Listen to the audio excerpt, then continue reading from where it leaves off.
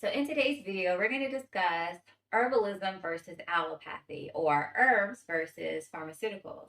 And the reason why I'm going to do this video is because we are very familiar with modern medicine. And so when you actually move to using herbs, a lot of times we use herbs in the same way that we are familiar with, and actually herbs work differently. And so in this video, I'm going to show you how they both work so you can understand how to better use herbs when you go to use them. So let's first start off with some statistics. So you may not have known that 1/4 or 25% at least of all of the pharmaceuticals actually come from plant-derived sources. And so what they do is, instead of taking the whole plant, they take one isolated chemical out of it, known as a constituent, and they use that for as their medicine. And it's funny that, the same people that say that these herbs are not medicine call it medicine when they take one part of the chemical out. And, they are able to say that they can diagnose it, treat, and cure, or whatever. And they're actually taking it from the plants, and they don't consider herbalism medicine. But that's a whole nother thing. So we're not going to get into that in this video. Let's do the first example, which is going to be when it comes to pain.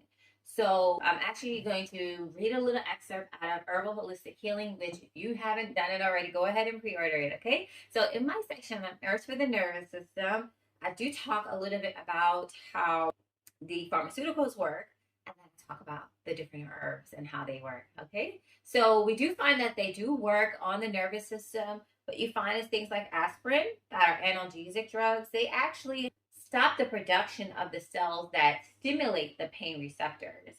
And then we have the narcotic drugs, which is, example, morphine, which actually mimics the effects of endorphins, and it actually blocks the pain signals between the cells. And then there's also NSAIDs, and those work to reduce inflammation, which can help with pain. And so if you use NSAIDs, and I'll have the full terminology there, but if you notice that using those actually helps you, you can actually use some of our salicylic plants, like white willow bark, for example, and you can find that those can help as well. Black hawk, because that same chemical that was isolated out of the plant is used to create it, and so it can be useful if you have any of that same kind of pain and you want to do an even swap. One of the things I want you guys to bear in mind is that when you take pharmaceuticals, they all have negative interactions and negative effects on the body. And so, for instance, I have this book here. It's a very small little guide, and it is called The Instant Guide to Drug Herb Interactions. So if you do want to use herbs and you don't want to get rid of your pharmaceuticals, this would be a book like this, or similar to this one, would be what you want to look at. And the thing that I really like about this is they have a bear in mind section where they let you know about the different effects of all the different pharmaceuticals that you would use. So for instance, I'm going to go to aspirin. So this is what you want to bear in mind when you take aspirin, for instance. So long-term use of aspirin can lower your folic acid and vitamin C levels. They want you to also take supplements, folate and vitamin C when you're taking this. High dosages can also reduce zinc levels, and they tell you to consider taking supplements. These drugs is that you wouldn't have many of these different problems if you didn't just take it out of the plant. And so that's why plants just are so much better in so many ways, because you're getting all these other minerals and whatnot that can offset a lot of the negative effects. But once you take it out, it comes with much more side effects. What you find is that the more unnatural you get from the plant is usually where a lot of problems happen.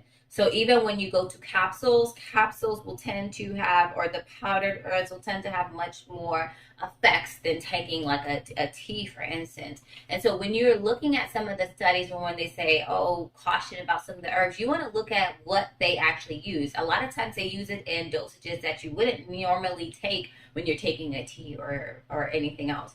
So you want to bear that in mind. That's one of the reasons why I am such an advocate on herbs, because it's just a lot less problems and you get a lot more nutrients and benefits, and not just one time, but over time as well.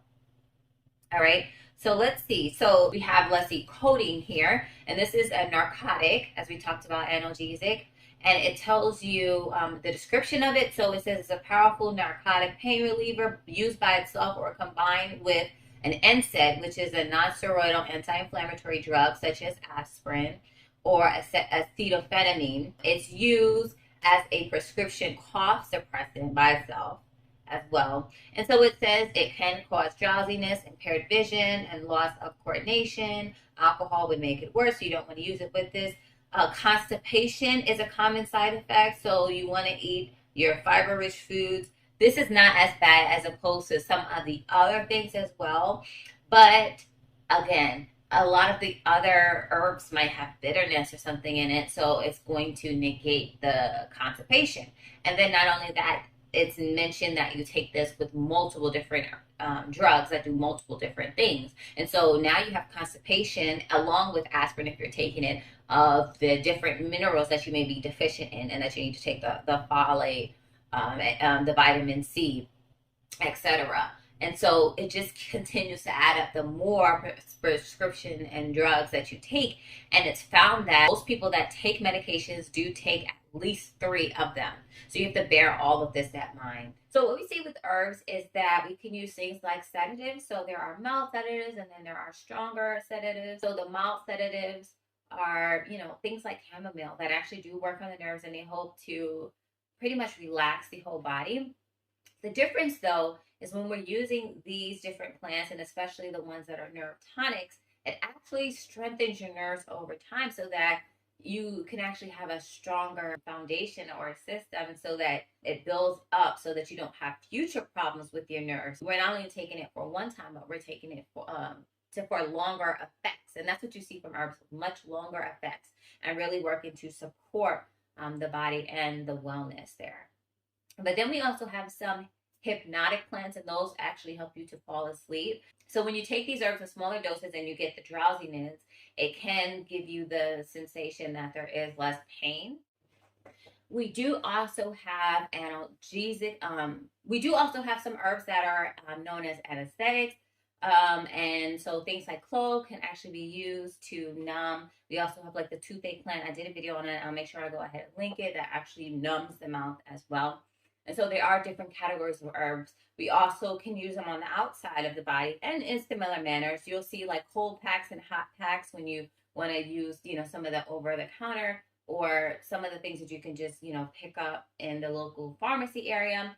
We do use, poultices that can be, you can warm them up. You can also have some of the leaves cold, frozen, and use those as poultices. We also have, mustard oil packs and cayenne packs that are hot and very warming that can also help to neutralize pain on the body as well. So we do see that in herbs as well. And so you can also just use essential oils or balms, and you can also use liniments on the skin as well. So I do feel like there is a bit more that you can do when it comes to herbs for pain, and you can use them internally and outside of the body.